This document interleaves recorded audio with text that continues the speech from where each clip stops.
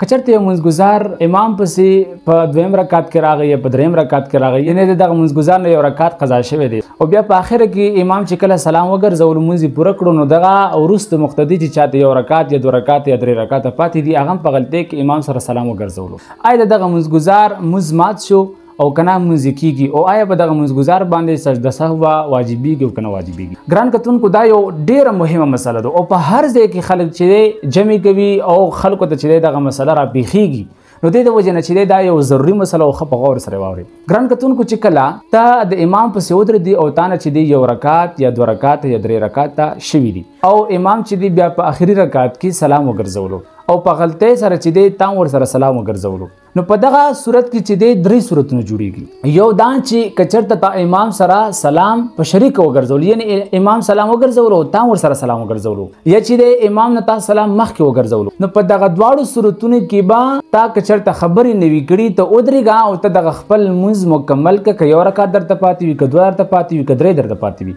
دغه مونځ مکمل کا او په آخري قاعده کې چې کله عبده ورسوله ته مونځ ورسوي ته چې دی ښي طرف ته سلام وګرځوه او تکبیر ووایه او 2 سجدې وکړه او بیا چې دغه تشهد د سر نه شروع کا